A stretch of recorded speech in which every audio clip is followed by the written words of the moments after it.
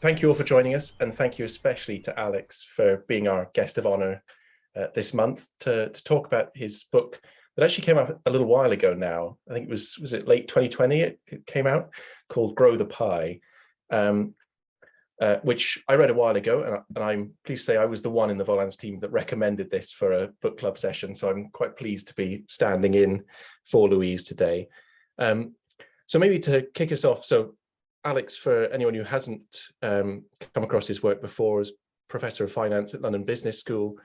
And Alex, I wondered if we could start with why you wrote this book, and particularly, I guess, given it's now a couple of years old, what was going on at that time that made you put pen to paper or finger to keypad on this particular topic? Well, first, before I start, thank you so much to Volans for hosting me, and thank you to everybody for joining. So the book is about responsible business, so how business should serve society, not just deliver short-term profit. And so why do I want to write it? It's twofold. I think there's two camps that I want to address. So first is business leaders and investors. So many people thought this idea of purpose or ESG is a waste of time, it's a distraction. Like, companies need to make profits to survive. So if they were to think about serving society, that's going to be something which is at the expense of profits.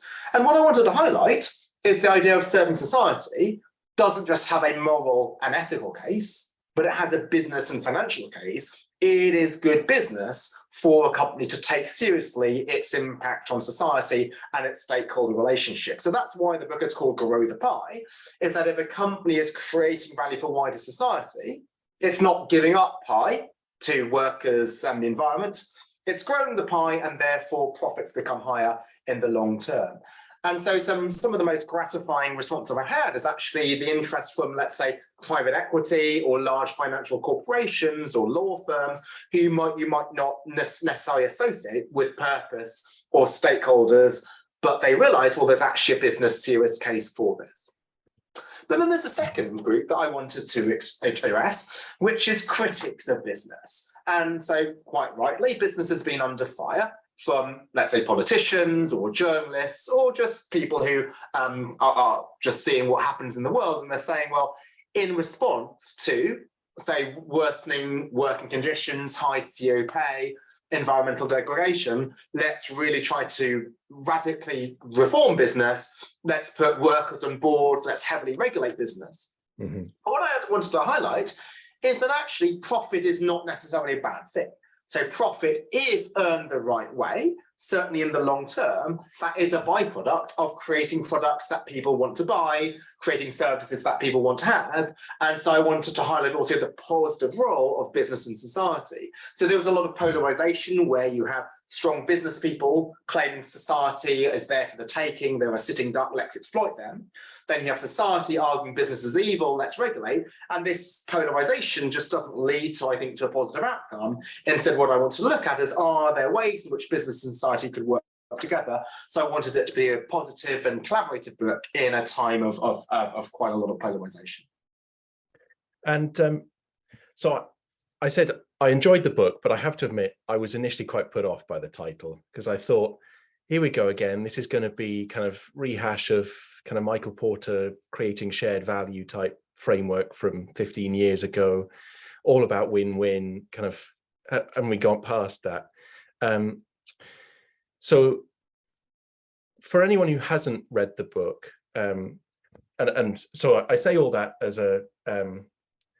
a kind of prelude to saying, I was then very pleasantly surprised by some of the thinking you put forward in the book, and particularly how it is different to, you reference, for example, enlightened shareholder value theory in the book, and kind of draw this distinction between your work and theirs. But maybe before we go there, you can just talk briefly to explain the pie growing mentality that you advocate. What does it mean to you? Absolutely, and thanks for your honesty in saying that the title was potentially off. And it can be, because when people think about grow, like right now there are some degrowth people who are saying, the idea of growing is tone deaf. Don't we have planetary boundaries here? If companies grow too quickly, isn't that going to be at the expense of the environmental workers? But they might see that, the title, and I'm really glad that you changed your mind when you read the book, is that when I define the pie, The pie is not GDP, the pie is not profit, the pie is social value. So what does social value include? It might include human capital. And how can you grow human capital? By having more diversity and inclusion, by having a better corporate culture, by being a great boss who provides meaningful work and skills development to your employees. And none of these things come up against planetary boundaries. Like, these are things where we can actually grow human capital through different ways of interacting with our workers. And that's the sort of growth that I'm thinking of. Another type of growth might be natural capital. And so that is the environment. How can we grow natural capital? That might be finding more efficient ways to produce, finding other ways to do business. Do we need to fly around all the time to see our clients? There might be some types of business that we might be able to conduct remotely and so on. So when you think about not just financial capital, but growing human capital, growing social capital, growing intellectual capital, innovation capital, those are the things that I'm trying to focus on. Yeah. And then what I see as financial value is just a byproduct of that. So when you're creating these other types of capital, then financial value or profits is one thing which comes out of it. But notice that that should not be the ultimate objective. We're not trying to grow financial value. We're going to try and grow social value. And if we grow social value, there will be a way of monetizing it. Why? Because if you treat your workers better, they'll be more productive. If you are to reduce your environmental impact, that will also help your profits down the line. So I think the first difference between enlightened share value and Michael Porter is I'm just sort of redefining what I think about the idea of value. Now, it is true that Michael Porter does say social value and financial value are aligned. So even though he might have a different view of value, he will still say there's an alignment. And let me also say there is some link between my ideas and Porter. Right? I know people want to say, I'm the first person ever to come up with this idea. I'm radical, but that would just be unfair and disingenuous. But I think where I go beyond him is two ways. First is to provide evidence that you can actually make both society and shareholders better off. Because otherwise it's wishful thinking that you can have the win-wins, and no wonder this was off-putting for many people, is that might seem to be in cloud cookie land. So let me highlight that there is actually evidence behind this. But also, number two, let me highlight also that not everything is a win-win. So in the book, particularly chapter 3, I highlight that only certain things that create social value ultimately lead to financial value. So in particular, if you're creating social value in a way consistent with a company's competitive advantage and expertise and resources, then that will ultimately often lead to shareholder value down the line. But if you're trying to solve problems indiscriminately, let's just give loads of money to charity, just to sort of get some good public relations, that's not always going to be something that helps you down the line. So it's not always the case that these things are aligned. So what I want to do is to move from one extreme, which is social value never pays off, to another extreme, which sometimes the shared value movement claims, which is social value always pays off, and say, actually, some things pay off, but others don't. Yeah. And so one of the ways in which you distinguish yourself from enlightened shareholder value in particular is this kind of the importance of where does the motivation come from? And you talk about the kind of difference between instrumental motivation and intrinsic motivation to create shared value. Can you talk a little bit about that distinction and why you think it's so important? Absolutely. So first, what do I mean by an instrumental motivation is that sometimes people are instrumentally motivated to make profits. And that can lead to some really good decisions for society. So again, profit is not a bad thing. So let's say I'm a car company and I only care about profits. I am going to move into electric cars, right? So even if I don't care about climate change, I am going to build electric cars and develop them because that's where profits are to be made. And so the instrumental approach is, let's build electric cars because I can forecast how much profit will this give me down the line. And so this is what I mean by instrumentalism.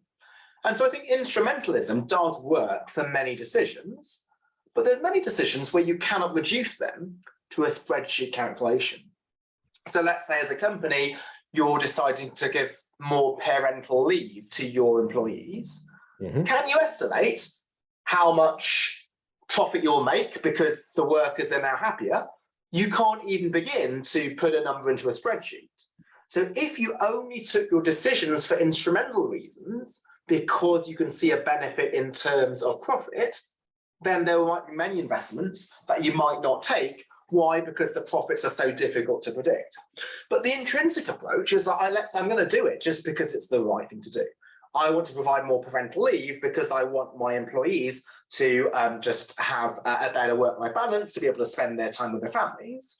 And those decisions taken for purely intrinsic reasons might ultimately pay off down the line. And so now, as you often have, is if you think in your own life, you might have some friends or some colleagues at work, and some of them are genuinely helpful people. They will help you because they're nice. And there's others who are going to be more instrumental. They will help you, but only if they expect to get a favor down the line. And the latter type of people might only help people if you're in a position of power or if they think you're important. So they won't help people who they think they won't be able to call a favor on. But because the world is so unpredictable, sometimes somebody who you were kind to 5 years ago, they end up being in a different position and being able to pay you back. And so this is why the intrinsic approach of helping people because it's the right thing to do, that might actually end up being more successful than the instrumental approach. Why? Because the world is so difficult to predict. So something that you might do for purely altruistic reasons may actually benefit you down the line. Yeah. And so one of the interesting places that then takes you, and you cover this extensively in kind of the middle section of the book, is how, if you're going to do stuff for intrinsic reasons, how do you justify that? How do you decide which things to do? How do you apply rigor to those decisions in the way that, you know, if you were to do it for purely instrumental reasons, you stick to your spreadsheets, you stick to your calculations, you put numbers on everything, and you decide, you know, what's the net present value of this decision? And you're suggesting we need more judgment, and instead of some of that. I know you're not saying let's throw out calculation altogether, but we need more judgment, and that then sort of gets you into this territory of, well, you know, we don't really want CEOs just on a whim deciding I want to do X because I'm personally motivated around that. So can you talk a little bit about the I think particularly the three principles you then kind of elucidate in this space for how do you help companies, and particularly kind of people leading companies who want to make this type of decision, do that in a rigorous framework? Yes, thanks very much, Richard, because that's really important, because then when you think about the intrinsic idea, let's do things because they're just good. Well, loads of things are good. And if you just spent your time doing good, then you might be not focusing on your core business. And you have companies like Danone, where they were accused of being just too focused on doing good, that they forgot about their need to generate long-term returns for shareholders. And this ended up leading to them having to fire a couple of thousand workers. So I know you mentioned there's three principles. Let me just go deeply into one, just in the interest of time. And this is the principle of comparative advantage. So what does this mean? There's loads of things you can do intrinsically because they are good for wider society, but it's not my responsibility as a company to solve every single one of the world's problems and to solve all 17 sustainable development goals, but to focus on the issues that I have a particular expertise in solving. Now, let me make that concrete with an example. So in chapter 8 of the book, I talk about Vodafone, which launched M-Pesa, this mobile money service in Kenya, and that lifted hundreds of thousands of people out of poverty because it provided them with access to financial services. Before, they had to use cash, which could be forged or lost or stolen. Instead, they were able to have mobile money, transfer money from phone to phone without relying on cash. So why did they choose to solve that problem of financial inclusion? Well, their comparative advantage as Vodafone was tech. They already had a technology which allowed people to transfer text messages to each other. Well, rather than sending a text message, can you send money? Now, that did nothing to solve the climate crisis. Right? Everybody now thinks, well, climate change is a massive threat, and it is, please don't get me wrong, but it might not be every company's big expertise to find carbon capture solutions. For Vodafone, they chose to focus on that. Now, another problem, if you forget about comparative advantage, is you swing in the wind and you respond to whatever social issue happens to be the order of the day. So when Mr. Floyd gets murdered, companies give loads of money to Black Lives Matter. Now, clearly, I am somebody who cares about racial justice and racial equality. However, it's not necessarily Vodafone's expertise to know that Black Lives Matter is a more worthy charity than Cancer Research UK or RSPCA or Médecins Sans Frontières or something like that.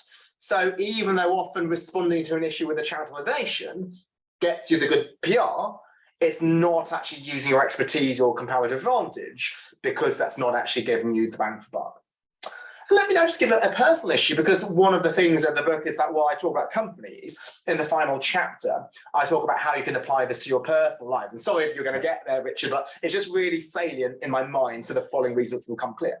So in my day job, and at London Business School, I teach finance. Well, I teach the weighted average cost of capital. I teach the capital asset pricing model. But then I realized, well, is that really going to make a difference to my students' future career success, life happiness? Probably not. So let me try and teach them some other skills. And one skill I teach is public speaking. So I think this is really important, both for career and for general life. And it's something that I have some expertise on, just because there's a lot of speaking elements to my talk. Out of the spectrum of academics, I'm very much on the non-academic side. I do like to communicate my ideas to a general audience. Now you might think, well, why did I focus on that? Why not artificial intelligence? That's a really big area now. I have no idea about artificial intelligence. I just got an email come in at 4:41 p.m. saying the Financial Times is now ranking MBA programs according to how many of your core teaching hours contain climate solutions for how organizations can reach net zero.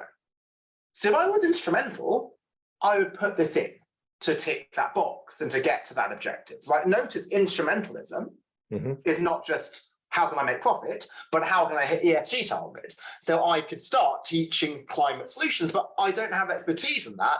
I'm not a climate scientist. My goal when I teach core finance is to focus on the CAPM, because you need to know that. And to the extent to which I'm going to deviate, I'm going to teach stuff that I really know. And I think, climate is really important, but I think public speaking is important as well. And then the call I had just before this, which is why it's so salient, was I was now doing a consulting call with some corporate clients on how to improve your public speaking. Now, when I chose to teach my students this several years ago, I had no idea that I would be able to monetize this and then turn this into some consulting stream. But it goes back to the idea that even if you do things for intrinsic reasons for the greater good, if you are doing something that creates value, ultimately people will want to pay you for it. And so me trying to do this, which was purely, I never forecast that I would end up monetizing this, but it ended up being serendipitous. Instead, if I had focused on trying to teach artificial intelligence, nobody would have probably hired me, because there's so many other people who could teach artificial intelligence than me. Yeah, interesting. I want to circle back a little bit. So you've referenced climate a few times, and I appreciate you've just said, it's not necessarily an area you have expertise in. But I thought it was interesting reading the book. You use social value as the kind of term. When you talk about what is the pie, it's social value, not profits. And it feels a little bit like environment doesn't feature as much in your thinking, perhaps, as social does. Is that fair? Actually, no. And if sort of that was the interpretation, then that was my fault for not being clear about it. But for when I talk about social value, I talk about the entire pie, which includes the environment. So I often will refer to societal value, so the value that you create for wider society, which involves people, but which also does involve the environment. So when I have the pie, the environment is absolutely a slice of that. But I just wanted not to keep saying social and environmental value. And there's also some people who say, oh, well, it's not ESG, it's EESG. Let's talk about employees as a different part from social. And then people start competing with each other as to how many letters they can add to this acronym. I'm saying, well, let's not worry about the semantics. Like, all I'm caring about is the value created to a wider society, which involves all of these elements. I'm going to call this social value, but be clear that when I have the pie diagram, that involves customers, suppliers, employees, the environment, communities, and the government in the form of tax revenue. I guess the potential problem there, or at least kind of from a environmental perspective is, you'd argue, the environment isn't just a slice of the pie, though, right? The environment is the commons within which we all exist, on which all value creation of any kind is based. And so to treat it as just another slice of the pie, tradable, or if you like, with employees or communities or shareholders for that matter, is that you're mixing up apples and pears? I don't actually disagree with that. So I think that environment is critically important, but I think these other aspects are really important as well. So let's say employees. If we care so much about the environment that we're saying, as Extinction Rebellion did, let's ban all non-essential air travel. So we're going to get rid of tourism, right? Mm-hmm. Then there's a lot of developing countries which rely on this as the primary source of income. And if what we lead to is a lot of countries then have people who are then destitute because they're relying on that industry, that leads to not only just them being destitute, but their kids will not be able to get an education. That has a huge permanent impact. And even if we think about less extreme measures than that, absolutely, the environment is really important. But if we sort of decarbonize too quickly and not think about a just transition, they could be 50-year-old workers who've always worked in the oil industry. They're not easily able to retrain. If you're putting them out of the business, then this is not actually just bad for them, but it's also bad for their families and their children, and sort of the long-term persistent effects that unemployment can have on generations. This is really poor for inequality. We can think about, say, is the government just another slice of the pie? And I think it's an important slice of the pie, because if companies don't pay taxes, then governments are not able to fund public health and public education. So yes, the environment is something that we all draw from, but similarly we all draw from, I think, sort of government provided services. So it's an important part of the pie, but many other things are also important as well. I sort of feel that the environment gets a lot of emphasis, perhaps because it's something which is measurable.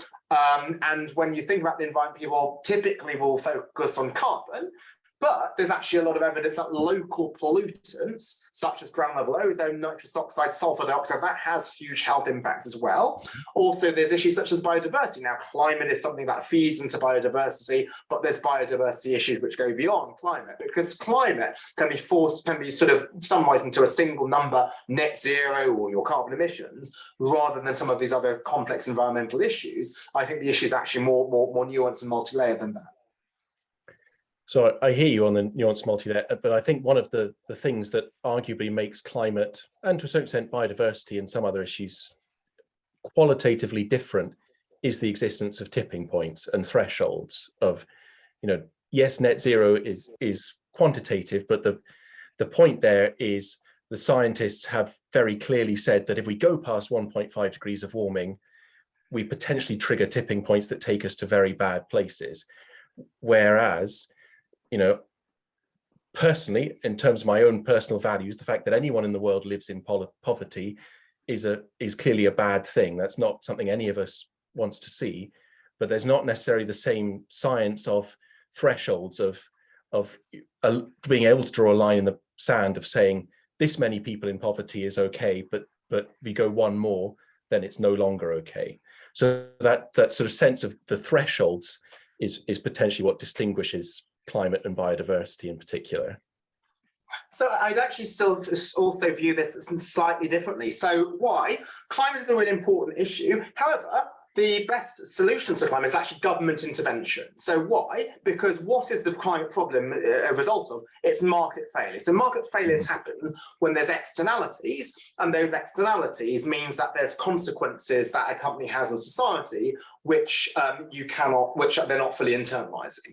So there are good ways of addressing externalities, and those externalities are addressed by taxes or subsidies for climate-friendly solutions. Whereas some of these other issues, let's say an inclusive workplace culture, where people can be themselves regardless of their gender or sexual orientation and so on, that's something the government can't mandate. Right, so actually, when you think about all the different societal issues, the government actually has quite a large role to play in terms of the environment, whereas the other issues are more difficult for the government. Now, the difficulty when companies or investors start taking over the government's role, and I understand governments are not always perfect, they can be subject to lobbying, is that who is represented by capitalism?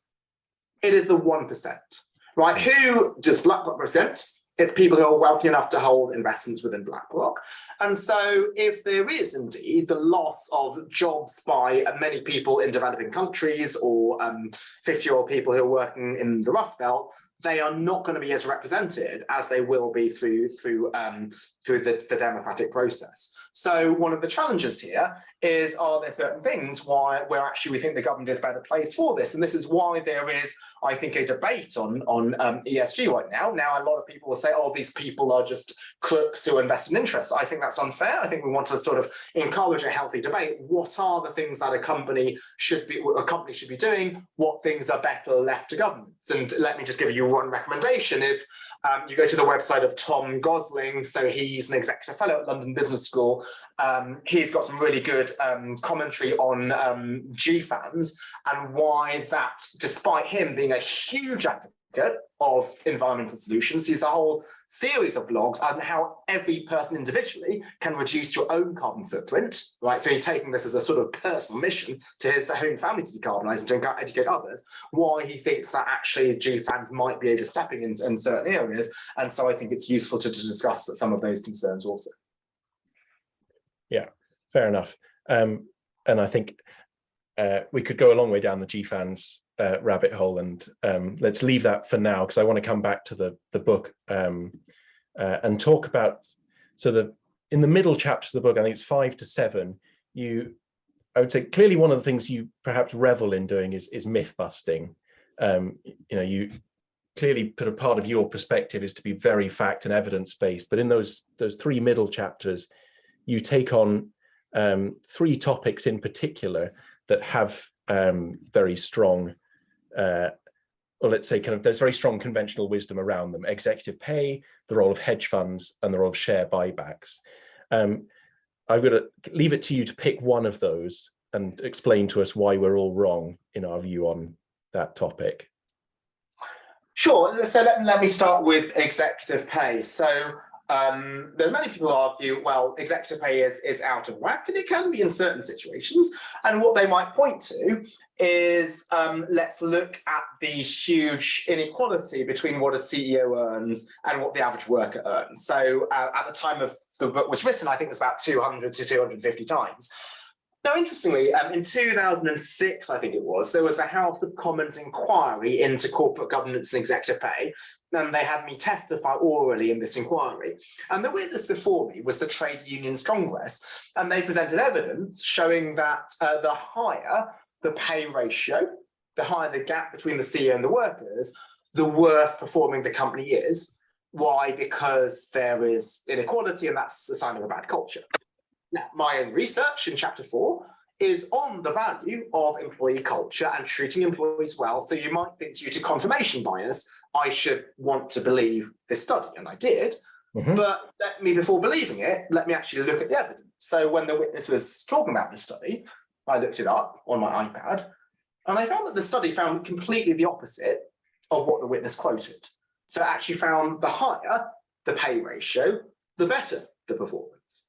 And so I wondered, well, what had gone on here? And so I went back to the witness's statement, because you have to submit written evidence before being called before the inquiry. And if you submit written evidence, then you have the references. And what they'd done is they'd looked up a half-finished study from 2010. So the finished version was actually out in 2013. And after it had gone through peer review, and after it checked all of its mistakes, it actually found completely the opposite result. So this highlights that if you have a clear point of view that you want to support, which is high pay ratios are bad, you can look up a half-baked study which supports this, even if there is published evidence which is demonstrating the opposite. Okay, so if indeed then the level or the ratio of pay is not the main issue, what do I think the main problems are? I think the main problems are the short-term nature of pay.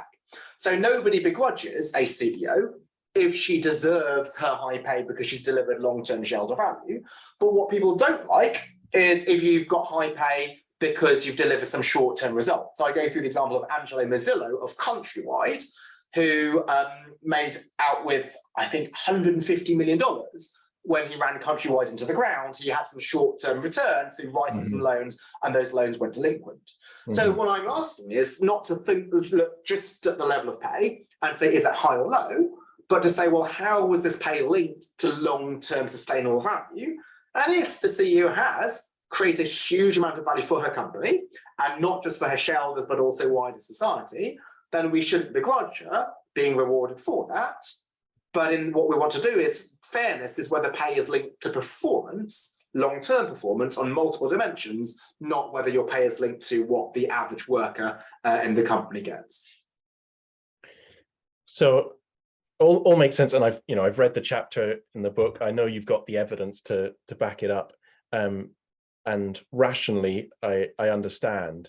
And I guess then the issue is that this is not an entirely rational issue. This is partly about people's emotional response to when they see headlines about CEO pay, and about what that signals, or rather the way that's interpreted is that this offends against people's sense of what is fair in our society. So do you think, if you put to one side everything you've just said, which makes perfect sense, very clear that from a rational perspective, you're right that we should be much more interested in whether a CEO is growing the pie or not than whether they are taking a slightly bigger slice of that pie or not.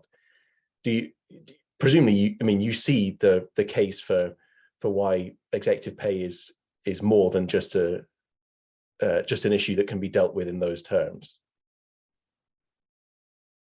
Well, I think there's a couple of issues here. So first is, why does this get people so upset? I think it gets people upset because people might have the pie splitting mindset, which is, well, the CEO's pay is at the expense of everybody else. So if the CEO wasn't so greedy, you could take her £5 million and distribute it across all of the other employees of the firm, and they would then be better off. But so again, I want to see sort of where did that 5 million come from? If that CEO was paid 5 million because they had created long-term value, and because her pay is linked to performance, then that 5 million is not at the expense of everybody. It's a product of growing the pie, and then this should lead to everybody being better off. And what do I mean by everybody being better off? One of the other things I put into chapter 5 is that it's valuable to give employees shares in the company as well, because if the company does well, it's not just due to the CEO, it's down to the employees also, so they should also be rewarded. So if we think about inequality, the way to address that is, rather than bringing the CEO down, perhaps what can we do to bring other employees up? And that's consistent with a lot of my own research on the value of treating employees well. Now, the second reason that you might think that high CEO pay is bad is for social justice reasons, and that even if I think the CEO has completely deserved her pay, it is unfair because she could use that pay to tutor her children and get her children into Oxford or Cambridge, and there maybe the pie is fixed because there's only a certain number of places that you have, and there are certain things where somebody being wealthier might make other people less wealthy. Let's look at house prices in London. Maybe you have a lot of wealthy people that will price out people starting their jobs, or people working in, say, nurseries and school teachers or nurses in London. There is scarcity, and that's something I am sympathetic to. However, to the extent to which we care about inequality, inequality happens from many sources. It's not just CEOs who are highly paid, it's top lawyers, it's top private equity executives, it's top hedge funds, it's top footballers or authors or musicians. If you compare Jane Austen to J.K. Rowling, it's difficult to claim that Jane Austen is less talented, but J.K. Rowling earns far more. Why? The world is a global marketplace now. So just like companies are so big because of globalization, and therefore top CEO can earn a lot, similarly top lawyers, top athletes, top authors can also earn a large amount. So what's the best way to deal with that? I think it's back to taxes, right? So if you were to have a high income tax, I know that we've gone in the other direction recently, but if you're concerned about inequality, that's not just high CEOs who are pushing up house prices, it's any wealthy person. And I think that should be a systematic issue, which is something which should be addressed across the board, rather than just focusing on one small segment, which is just CEOs. Yeah, fair enough. And I'm going to steer clear of contemporary politics for the time being when it comes to how we tax income above certain thresholds. I want to pause because we've got lots of questions pouring in, and there are a couple I want to address before we move on to more of the book. But actually, I want to start with John's question, which is about the reaction you're getting to the book, particularly from students, and whether there are any differences by age, gender, country of origin, focus of studies. But maybe we can also sort of broaden that out, and perhaps in terms of businesses you're hearing from, what's the response to the book been in general? Well, before I respond, I just want to say it's a huge honour for John to join this call. So you mentioned enlightened shareholder value, but the triple bottom line concept is really important, and that's something I also talk about in chapter 2, and in particular John's honesty and his like recent it was recent at the time, his Harvard Business Review article saying, well, he coined the term triple bottom line, but was suggesting a recall of that. And so that's something I talk about in the book. But now, let me get rid of my fan fiction and now go to the question. So what is the reaction? So the reaction I've had has generally been very positive. And there is I understand the importance of bias. So there is a selected sample. If people didn't like it, they probably wouldn't come up to me and say, oh, this sucks. So you will obviously get more positive people coming to you and saying they like it. I think what the book has suffered from most is not so much people saying I don't like it, but the lack of forward momentum. So there are more polemic books which might say, let's reform capitalism. The world is terrible, everybody is greedy and evil, let's overthrow the current system. And that will have, I think, a lot of people behind it. And similarly, you might have people books on the other side. Let's say you were writing Woke Inc. by Vivek Ramaswamy and saying, this ESG thing is complete nonsense. Whenever you have a book which is one-sided, you're going to have a lot of people behind it. But because the book is somewhat in the middle, it has, yes, a purpose and society is really important, but companies do need to be profitable. Actually, sometimes, even with really serious solutions that we all care about, like climate, is this the only issue? Is this an issue best addressed with governments and so forth? Because the issues are nuanced, maybe some of the things I've said might jar with some of the people on the call. I think that is something where, because if you're trying to be sort of something which is more balanced, that's not going to have as much forward momentum. But then going back to John's question, that does mean that it doesn't really matter who you ask among my students, they are typically quite positive about it, even if you're somebody who comes from, say, a more capitalist society like the UK and the US, maybe the Nordics, which are quite different, they've been positive. One of the interesting things is that I teach the selective and responsible business, where I teach the book. And the first question that we ask is, how many of you want to go into ESG or CSR or SRI roles? And it's about 10% or 15%. So interestingly, many of these people want to go to mainstream business roles, but they understand that mainstream business does involve taking really seriously your impact on the environment, your relationship with your employees. So I didn't want this to be a book just to preach to the converted, to people who just wanted to focus on CSR.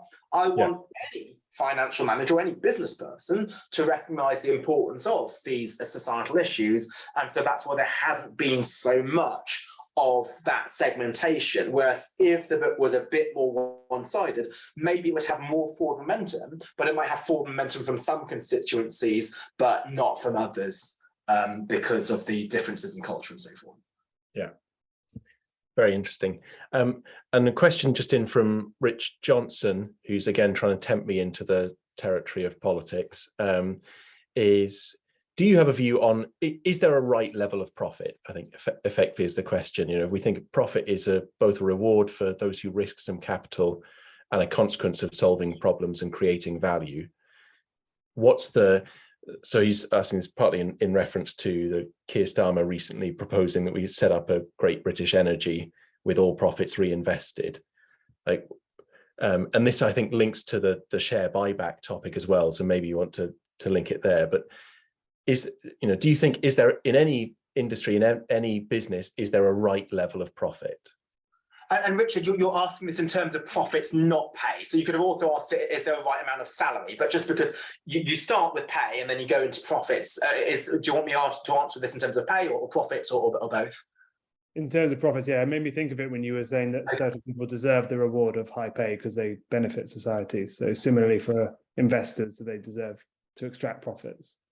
Okay, yeah, thanks. That's a clear question. So how do we address a right amount of profits? So clearly, if profits are monopolistic and huge, right, they're far more than what you would be able to get from just a fair reward for the amount of risk that you've taken, then that is not right. So then how do we get to the right amount of profits? I think one big thing is competition. And so this is what I put in chapter 10 of the book, is do government policies allow fair competition? Do we block big things which will be mega mergers? Are we going to try to stop anti-competitive behavior? And so why is that important? Gross sort of abnormal profits are a sign of market failure. Right, if markets are not failing, then if there's high profits, there should be new entrants which come in and compete away those profits. But if you have these mergers, or there's a nice new paper which came out after the book called Killer Acquisitions, where large companies will be buying small companies just to shut them down, not because of any synergies, I think that's a serious issue. Another thing, sorry, going back to, I think it's an important solution to many issues, is taxation. So corporation tax is, I think, a good way to make sure that profits get redistributed elsewhere. If there are ways of shielding profits, let's say by taking a lot of debt and using the interest tax shields, then that might be something for the government to reconsider. So I mentioned this also in chapter 10 of the book. Maybe it's quite radical, but if we were to consider scrapping the tax deductibility of interest and then putting both debt and equity on equal footing, would that be also a way of trying to reduce some of the ways in which corporations artificially stop themselves from having to pay profits? So it's hard for me. You can't say there's a right level. It is 10.3 billion or something. And I know you weren't asking that question, Richard. But to the extent to which profits are too high, how do we address that? I think number one, competition, number two, taxation. And taxation is not just the blanket level of corporation tax, but are there ways in which companies are getting out of paying tax, which are currently completely legal, and people don't even think it's immoral sometimes. But because of the way that the tax system is rewarding debt over equity, then companies are able to get away with paying tax through shielding this. The Starmer proposed GB Energy. I haven't looked into all the full details of this, but what is really interesting is that when you think about the idea of profits being reinvested, and you did link this to share buybacks, the other Richard linked it to share buybacks, is when profits are being paid out, they don't just disappear into a vacuum, right? So what happens when an investor, a pension fund, or a university endowment receives those profits? Well, one thing they might do is pay them out in terms of pensions, which is not a bad thing. Or they will not just sit on the cash, they will typically reinvest it. So why is it that that companies can get venture capital financing? It is because some investors have some money which they receive through dividends. So even if the reinvestment, I'm not clear to me why the reinvestment needs to happen within the same company. Instead, it could be that you have some old economy firms which are paying out their profits as dividends, and then this gets invested into sort of new companies which are focused on, say, carbon capture or renewable energy and so forth. So as long as that investment happens, it needn't happen within the same company. And indeed, right, when there are great new investment opportunities, if you're a pension fund or if you're a university endowment, you'll want to pursue them because this is going to be the future winners of the world. And so just on the reinvestment topic, and this may be straying beyond territory that you feel you want to address, is so you clearly explain kind of why it's a misinterpretation to say that the reason we have underinvestment is because companies are too busy buying back their own shares, because as you've just explained that there's no reason that reinvestment has to happen through the vehicle of the single company. And yet there is this reality that we have had a period of or arguably a period of underinvestment and hence low productivity growth and stuff like that. So do you have a view on what is causing underinvestment if it's not to do with companies buying back their own shares? Yeah, absolutely. And so I'm just apologies for you if you were to hear my typing. I'm not sort of instant messaging somebody. I'm looking at a paper by Jesse Fried and Charles Wang from Harvard Business School and Harvard Law School, respectively. And they've done a couple of papers. One's on the US, but given the audience, well, I know that some people here might be from the US, but I've heard only European accent so far. So this is the title of the paper. So what they're looking at is, yes, if there has been underinvestment, what is causing it? And what they're looking at is they've actually found that cash balances are really, really high. So if you think of the popular mantra, companies have starved themselves of cash, and that's why they're not investing. This doesn't seem to be the case, because actually cash balances are at a record level. If you also look at not just buybacks, but net payouts, what is interesting is, yes, some companies are paying back, but then other companies are raising capital. And sometimes that raising capital is not raising capital directly from going public, but raising capital from private sources such as venture capital. Also, what's interesting, and this is some work that I've done with the Big Innovation Centre, is that a lot of investment is increasingly in intangible form. Right, so now what matters is intangible assets, not just tangible ones. And yes, it is true that particularly in the UK, they are a sort of bottom of the OECD, or close to it, in terms of tangible investment. If you look at the work from the Big Innovation Centre, when you actually add in intangibles there, then actually the UK is pretty much in the middle of other large countries. And then if you look at how are investments made, which you alluded this in your question.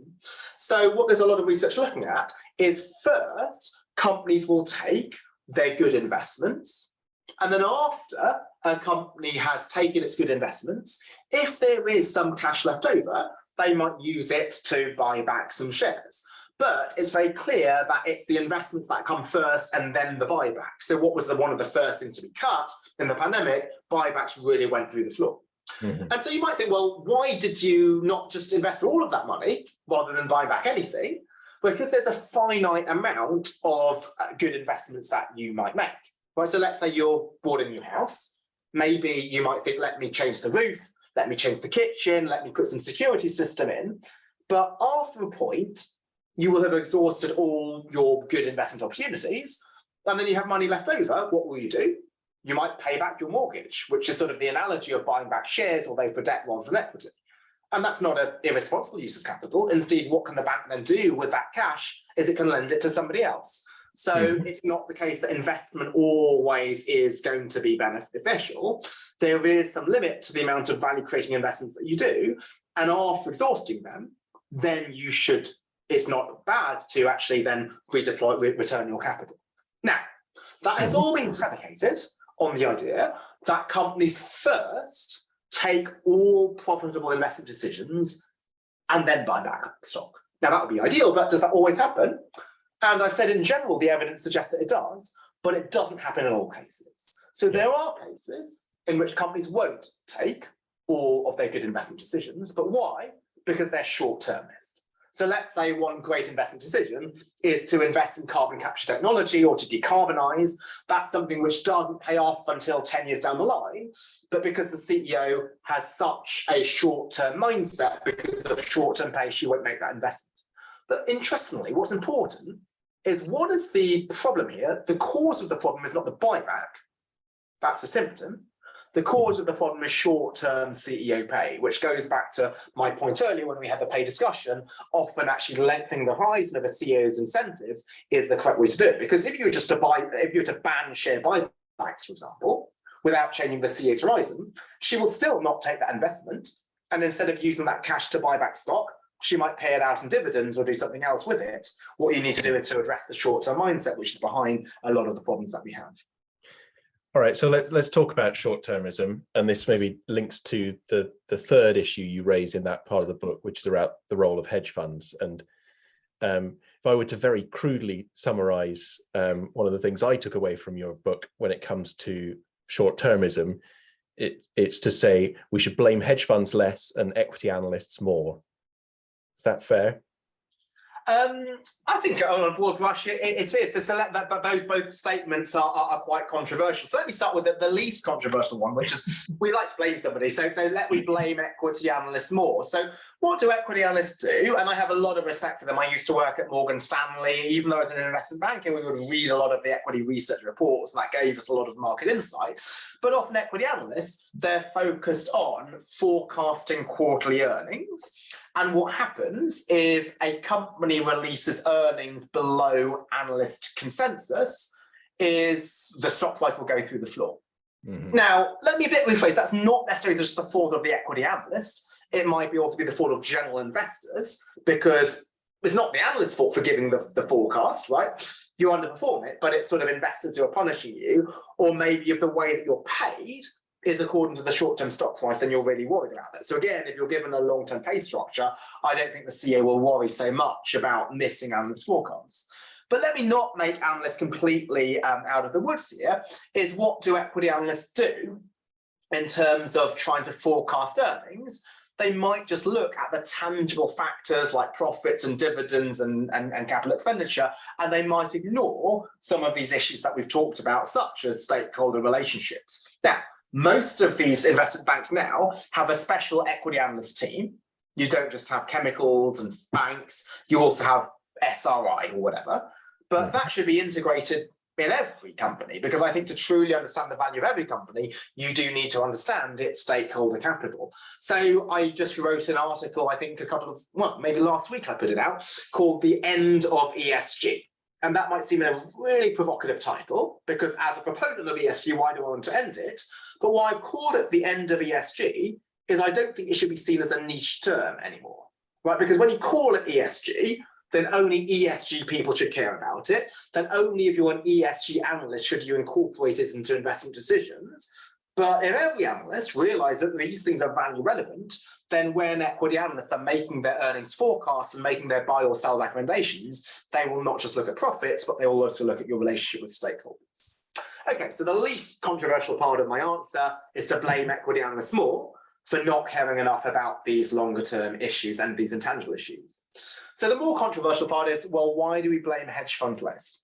So let me first start with what the charge is that hedge funds are really greedy, they're corrupt, they're after just short-term profit, and they strip a company away, they will pillage a company and then will pay out like high dividends to themselves. So the first thing we want to do is, whenever you hear a statement like that, is to realize that there's a couple of important biases. Right? One bias is called confirmation bias, where if we have a strong view of the world, then anything that supports that view of the world, we will accept it uncritically.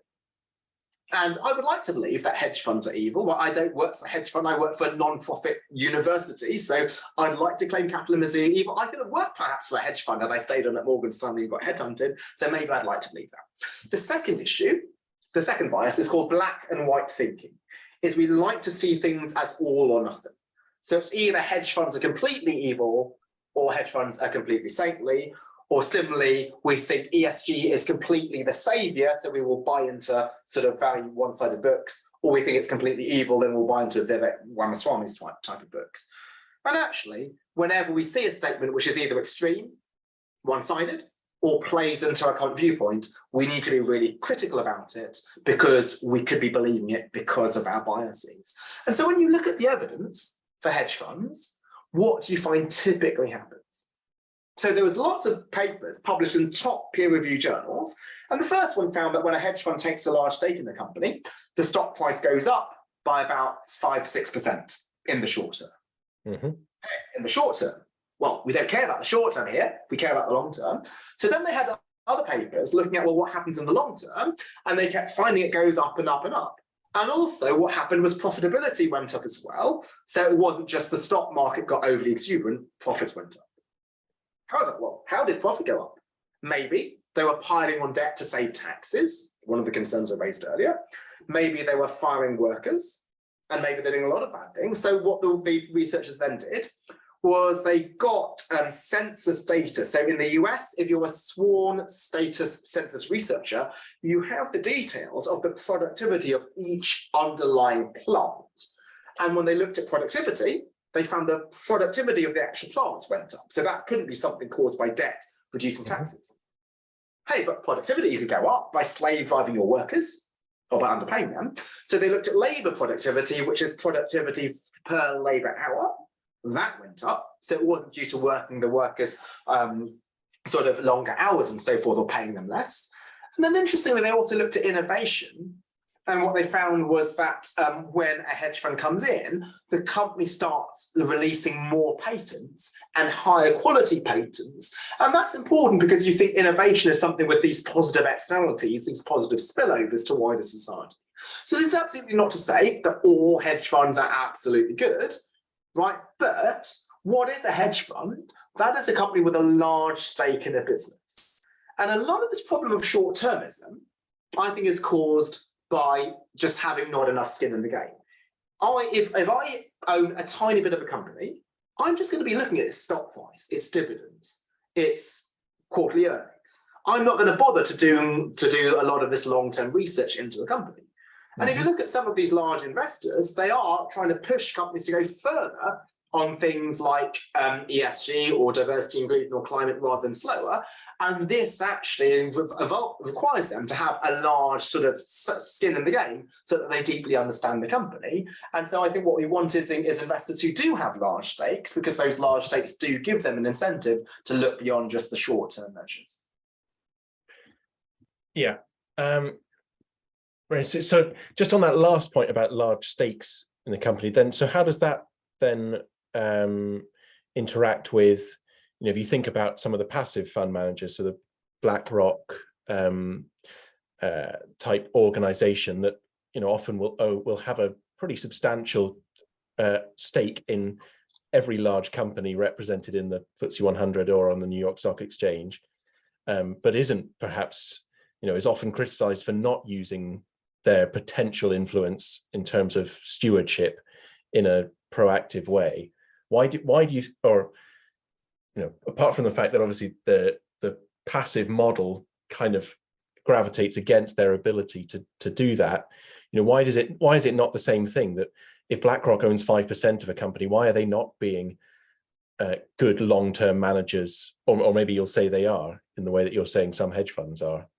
Well, it's not that I say anything, it's what does the evidence say. So let's look at what the evidence says. So, and this is the evidence in chapter 6 of the book. And so there's some very nice papers by Appel, Gorman and Kyman. So what they do is they use a methodology to get causation, not just correlation. I'm not going to bore you, particularly if those have got gin and tonic in their hand, with how they get that. It's described in the book. But what they find is that when passive funds come in, they typically do improve what I call generalized governance. So if you're improving sort of something which is one size fits all, which you don't need to get deeply into a company to understand, let's say good practice might be to lengthen the horizon of CEO pay, or to make sure that the CEO is different from the chairman or the chairwoman.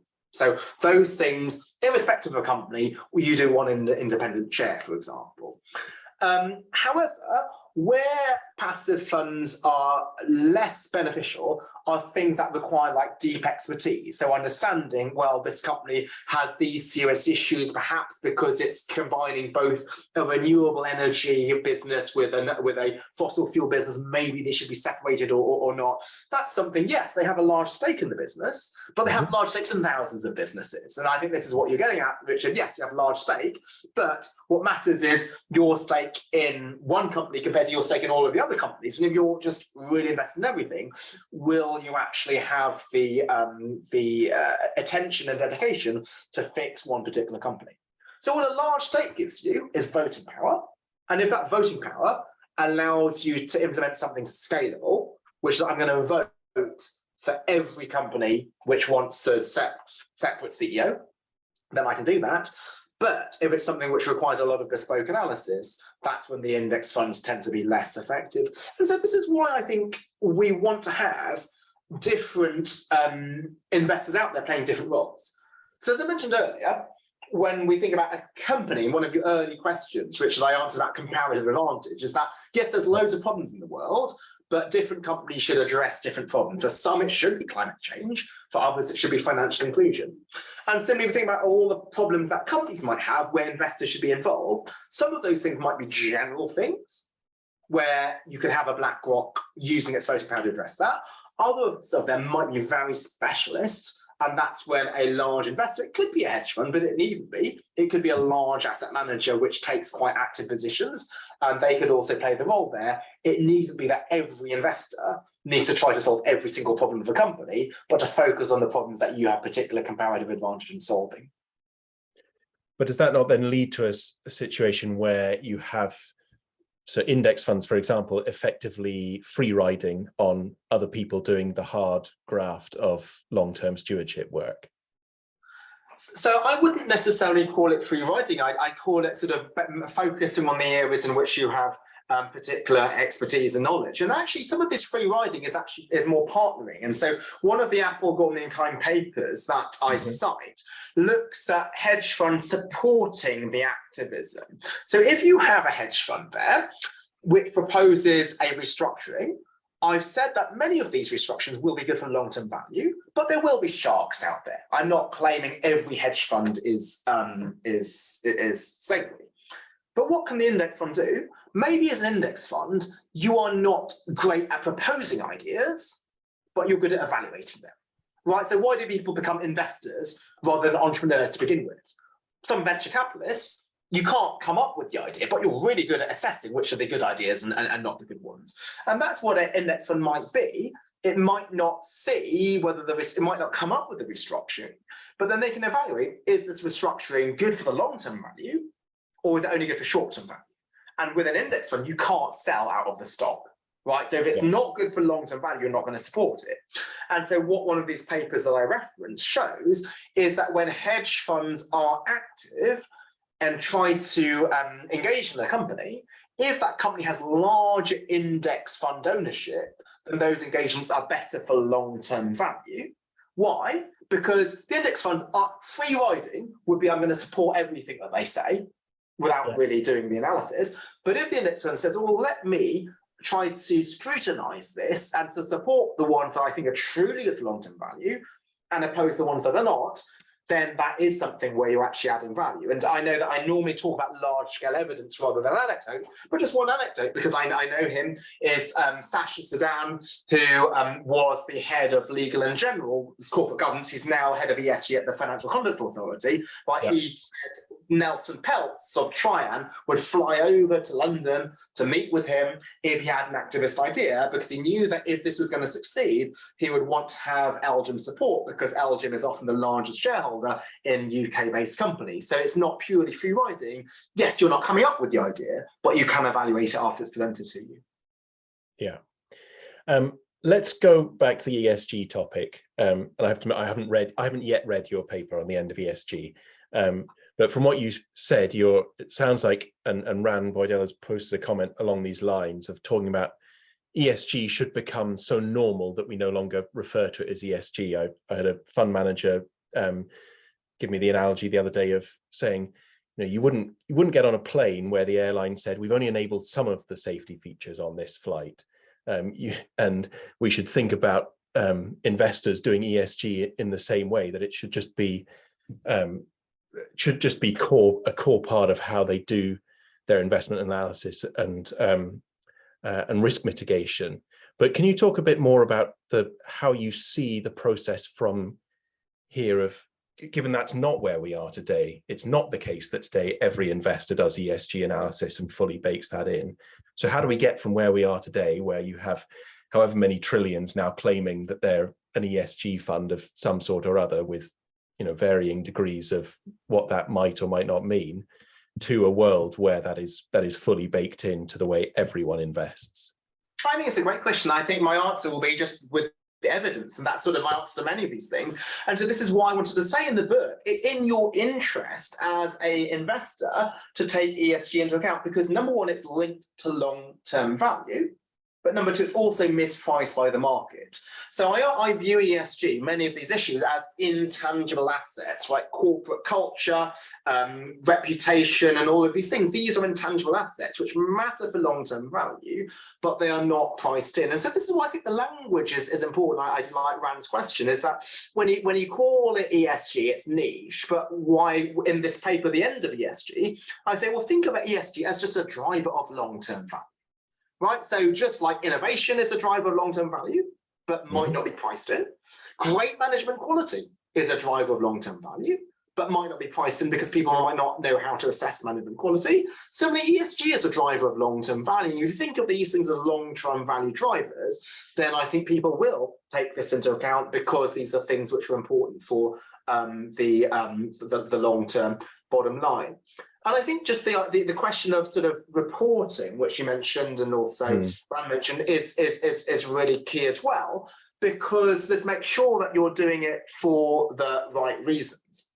And so this is why I was so offended by this email which came at 4:41 p.m. This is like the Financial Times trying to measure the ESG content in your courses. So what do some professors do? They had an example of evaluation of a car factory. Now they add the word electric. Now it's an electric car factory. And now this is called ESG content. They haven't changed anything in the example. They've just changed the example from a car to an electric car, and that counts as ESG. When what is the importance of teaching? Well, great teaching is just great teaching.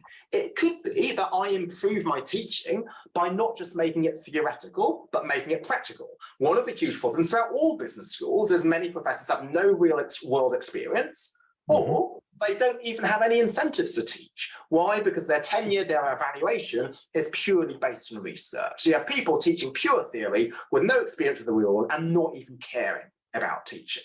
So when I started at Wharton, I met with the deputy dean and I said, well, how much weight do you put on teaching for your tenure decision? He said 0. And then he said, no, actually negative. Why? Because if you're spending too much time teaching, we're going to be worried that you're not spending enough time doing academic research. And so what I think is the thesis, when you think, when the Financial Times, which I really like, but when the Financial Times is saying, let's improve your ESG content of your class, let's improve your class. Right, just improve the class generally, not just the ESG component of it. We want to encourage better teaching.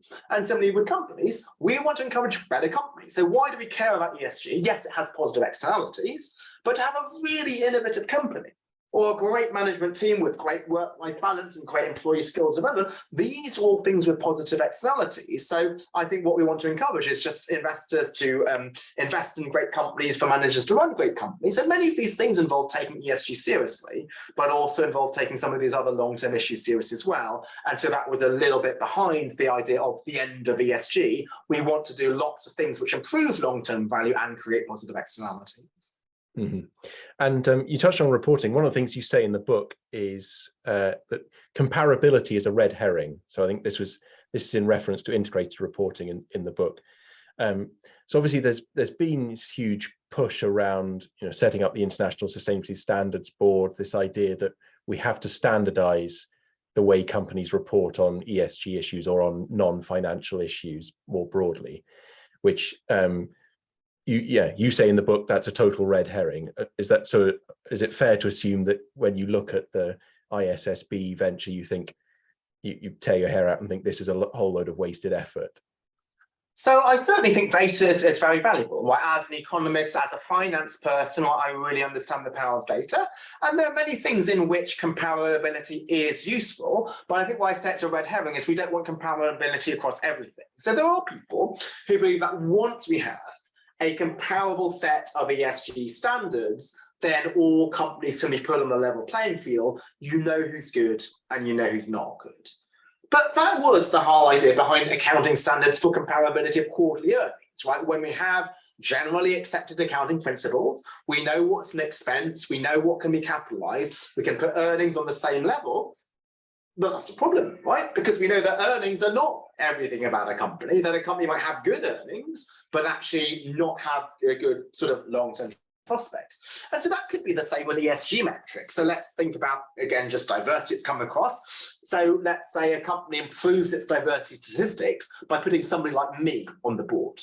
right? So, okay, I give them a tick for racial diversity. Do I provide diversity of thinking? Maybe no, not if the rest of the board has finance experience, was lucky enough to go to Oxford and so on and so forth, right? I don't add any diversity on that. So it can be just like with quarterly earnings, you can hit the target, but miss the point. You can do that also with ESG metrics, no matter how comparable they are. And this is what some schools are doing with their ESG content to go up the Financial Times rankings. So that's not to say that data is not valuable, but when we're trying to look at data, I understand that's only part of a picture. So I would never look at a company without looking at the quarterly earnings. I care about that, but I look at beyond that. There are people who are trying to do sort of ESG by numbers, which is to say, well, if we just had a comparable set of metrics that everybody agreed on, then we would know who's greenwashing and who's truly walking the walk. But I think there's many things beyond that. And I think that's why, if we go back to Rand's really good question, where can the differentiator be? Like, even if ESG is normal and everybody tries to do that, I think the skill is for a company doing it better.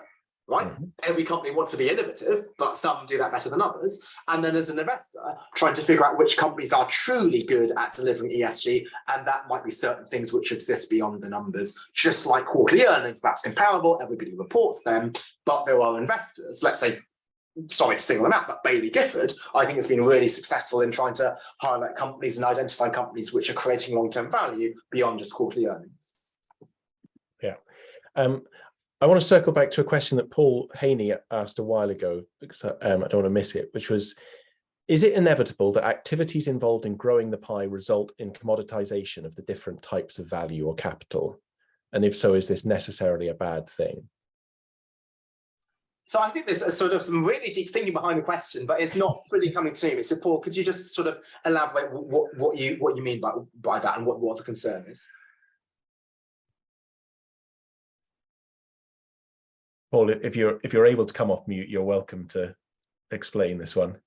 So where do you think the commoditization is, just to make sure that I can fully answer the question? Yeah, so a lot of webinars I've been on recently talk about the dangers of commoditization of nature capital. So, you know, a set of trees becomes a commodity, or a little green space becomes a commodity, and that's traded off against value, which is financial value or social value. I'm still trying to get my head around that myself. Is that a bad thing? And you know, can that happen as we look at different types of value and different types of capital?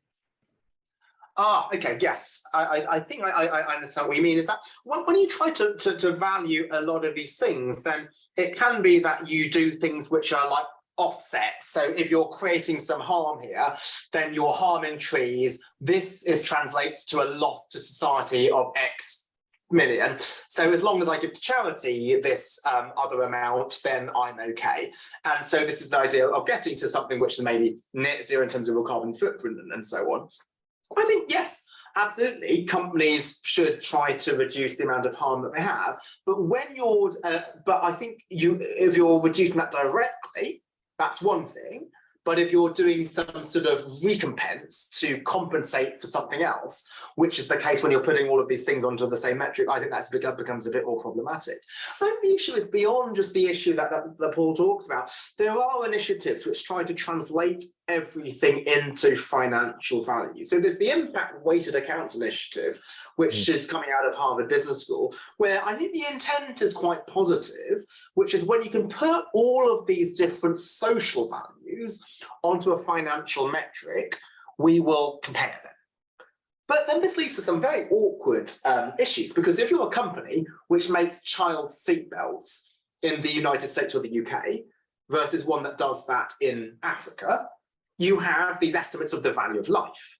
And sadly, the value of life is higher in the UK than it is in Africa, just because life expectancy is higher. So how many sort of extra years do you give of somebody's life because you save them as a child? It's going to be longer here. And so these things are quite unpalatable. So I think, yes, data and all of these efforts are positive ones, but we should still recognize there's certain things that cannot be quantified. So when you choose the company that you work at, you look at the salary, you also look at other things. Like, do I like the people? Do I like the mission of the business? What's the work-life balance? How long is my commute?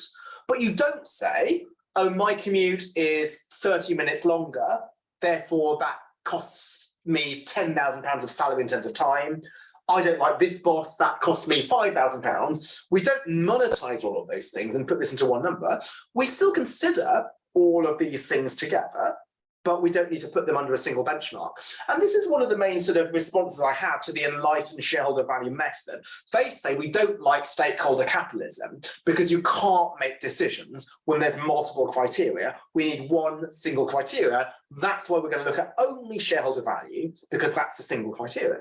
But in life, we make so many decisions on multiple criteria. Hopefully you don't choose who to marry based on just their earning potential in the future. There might be other things they could be looking at it in there. Where do you live? It's not just a resale value. And so I do think we do need to be comfortable with embracing subjectivity. Yes, if you can measure certain things, do. We want to measure things like carbon footprint, which are relatively easy to measure. And we can measure boardroom diversity in terms of ethnicity and gender, but realize that that is only one aspect of diversity, and try to see, well, how can we get informed about the other things which are not captured in the numbers? Very helpful. And I recommend everyone reads Paul's comment about poke capitalism. I like that term a lot. But just to round off maybe on the ESG point, I wanted to pick up on, so Hannah's put a comment in the chat about as ESG is really a framework of thinking about risk that widens the horizon of the financial sector. What gives me pause is how often it's then used to talk about environmental stewardship, creating social value, etc., when that really feels like it fits more into the box of impact investment. So I guess this is kind of picking up on, one of the issues around ESG at the moment is the way it's used as a label, and the assumption that if you're an ESG investor, you're in some way good for the world. Yeah, thanks. I think it's a really nice question. And so people often will stratify ESG into ESG and impact. And impact is purely something with a positive impact. ESG, at least as some people practice it, is do no harm. Let's try to reduce our carbon footprint. Let's try to reduce work injuries. But I do see these things as two sides of the same coin. What we want is to create net value for society. So even if you're not explicitly an impact investor, can I invest in companies which provide jobs to discriminate against people? Can I invest in companies that are launching sources of renewable energy? I can. And also, as an impact investor, it could be, well, what a company is doing is not creating positive impact, but finding ways to reduce its carbon footprint, finding ways to reduce the amount of resources it uses in production. So when you think about, again, growing the pie, creating social value, you can do this by positively creating value through innovation, or by reducing the amount of resources that you're consuming, the amount of environmental harm or social harm that you're consuming. But I don't think we necessarily need to stratify them. I think what we want to do is, as a company, what can we do to create more positive value while minimizing the harm of the resources that we're using? Very helpful. And so the question just come in from Nina as well, and I don't know how close you are to the detail of the Danone and Emmanuel Faber story, but essentially kind of how could that drama have played out differently? And I wonder if you also in the book reference the Unilever Kraft Heinz takeover example. Maybe you give us a little bit of compare and contrast between the two, and what should Emmanuel Faber have done differently in your view? Yeah, thanks. And thanks for the question. And it's absolutely fair game for you to ask me about it, because I brought it up myself. So, so I shouldn't have done it, but I wasn't going to say something about it. So what I think is a very interesting case. So if you read at least some media coverage, it was that Faber wanted to pursue some great short-term ideas, and you had these pesky short-term shareholders who were just ousting him just because he'd not delivered short-term profits. But Faber was there for 6.5 years. And then over the course of that 6.5 years, the stock price was flat. When if you looked at the CAC 40, which is the sort of the peer group, that was up by 50%. If you looked at Unilever and some of the closest competitors, they were also up by 50%. And if you look at the stakeholder performance, he announced there were 2,000 job cuts in November 2020. But also some of the other aspects which might be troubling are the governance aspects. So there are some nice articles I've seen recently where ESG, often people ignore the chi when actually good governance is really important for that. So he was both chairman and CEO. So I understand this is not that rare in France, whereas it would be rare in the UK, but still you might think you should be a market leader in some of these governance issues. They made this overpriced acquisition of White Wave, which makes Alpro sort of non-dairy milks and so on. And so there was some just poor management there. And I think a good sort of takeaway from this is, yes, it's good to be great at ESG, but your big role is to manage the company well. And yes, you can't judge whether somebody's managing a company well over the course of maybe a year or maybe 3 years, but 6.5 years is correct. And again, sorry to beat the same drum that I'm doing. Why is it that we're evaluating professors on their ESG content? If you're just not a good professor because you're boring or because you're only theoretical, that, I think, is really detrimental. And so why are we only focusing on this one aspect and then the general quality of a company if you're down on, or the general quality of an instructor if you're a professor?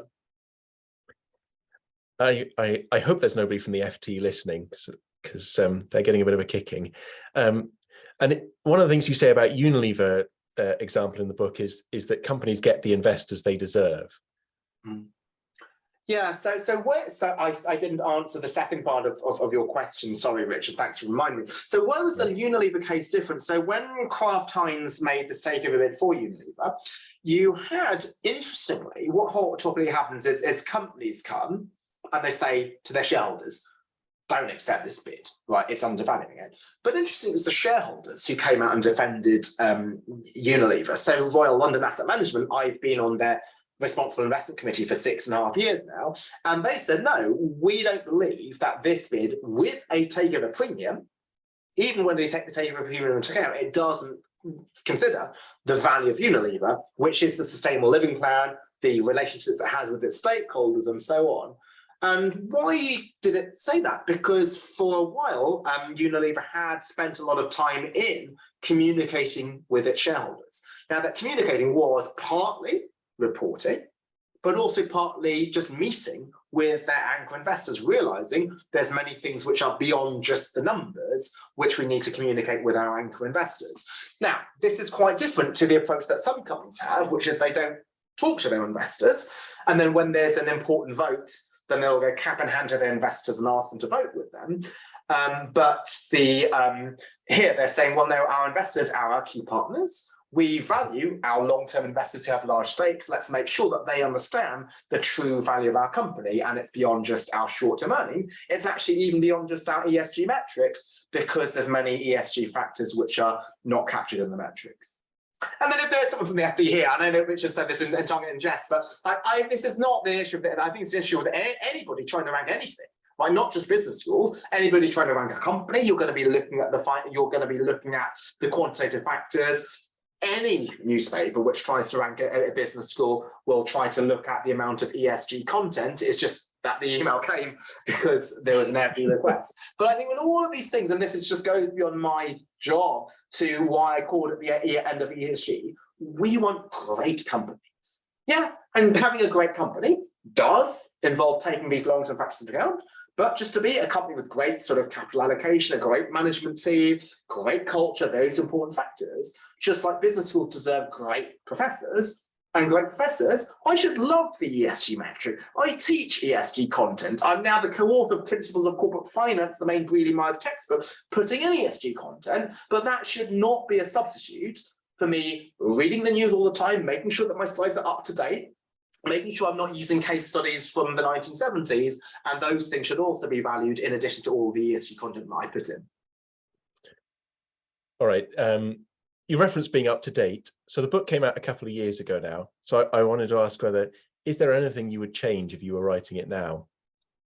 Yeah, so there was something I actually did change. So the paperback version came out 18 months later, and normally the paperback is exactly the same, but just with different cover on it, but I did update it for what had happened in the past 18 months. What had happened, firstly, there's a pandemic. I think that's really important because people said, well, can you really care about society in the pandemic? Aren't we just short of money and we just need to focus on survival? And then also, because I've worked with a lot of companies and investors in the interim, just giving talks on the book, some of them said, oh, there is this really important issue here that you're not even considering. like private companies. A lot of your research is on public firms. What does this mean for a private company or small business? What does this mean for responsible procurement? You talk about responsible investment, but I'm a large company wanting to think about responsible sourcing. How does that feed into it? So those are things I've put in. But if I could write a new thing, I think there are still things that I've forgotten about. And I think one of the things I might have taken a bit more of a hard line on is that I think this idea of just trying to measure ESG and do ESG by numbers, to reduce it to some metrics and force everybody to deliver. I think this trend of trying to pay CEOs according to ESG metrics is problematic. So I think you should absolutely pay according to long-term performance. And there's evidence that I cite in chapter 5 of the book, which shows that if you pay according to long-term performance, the ESG outcomes improve. But if you pay according to ESG metrics, you might actually just encourage CEOs to focus on the metrics being targeted. And this is what happened, actually, going back to sort of my profession in 20 years ago. Teaching in the US school system in about 2001, you had no child left behind. And so the whole idea there was that we want to measure the quality of teaching, and we want to allocate capital to the best performing schools. Very similar language to investors allocating capital to companies. And so what they had was standardized measures, standardized test scores. Let's give funding according to those scores. And we know that what happened was that teachers started teaching to the test. And so if the test here is the particular set of ESG metrics, which might involve ethnic diversity, then maybe I get the board position over a white male who'd never been to university or has a different experiential background. And that might be something where we might actually be worsening the decisions made in the firm, not improving them. Yeah, makes me think of, which I'm sure you're aware of, Goodhart's law, which effectively says that when a metric becomes a target, it ceases to be a useful metric. We're almost at time, Alex, so the last thing I wanted to ask actually is about, you've talked about the paper you brought out very recently on the end of ESG, and I wondered whether you've got another book in the works, or what's next on your agenda? I actually do, thank you. So this is a book on actually biases. So why I was able to reel off confirmation bias and black and white thinking is this is the new book I'm writing. And the current tentative title is Hoodwinked: How Stories, Studies and Statistics Can Mislead and What We Can Do About It. It'll be coming out with Penguin Random House probably in about maybe a year's time, I think maybe early 2024. But this is sort of trying to reduce the extremism. Well, firstly, there's a lot of misinformation on some of these ESG issues like climate, but also a lot of polarization where people say ESG is completely bad or completely the save of the world. And this is obviously something way beyond ESG, right? We can see this misinformation about health, what caused coronavirus, can drinking quinine cure coronavirus. So it's trying to look at, well, how can we have sort of more nuanced conversations, respect different people's opinions, even if they might be of a different political spectrum, and understand, well, what is sort of truly reliable evidence from something that we might believe in just because it confirms what we'd like to be true. Brilliant. Well, we look forward to having you back to talk about Hoodwinked in a couple of years' time. I'm sure Sophie will be on your case. But as you can probably see, there's lots of thanks and appreciation coming in on the chat. So thank you very much, Alex, for taking an hour and a half to share your thoughts with us. Really enjoyed the discussion, and thank you everyone else for the very provoking and insightful questions. Well, thanks so much to everybody for providing the energy for me. It's the end of the day for me, but why I was able to energetic was your moderation, Richard, but also people's questions, and also for being sort of open and candid with your questions and challenging me. Thank you so much. Brilliant. Thank you. Thank you all. Have a lovely evening.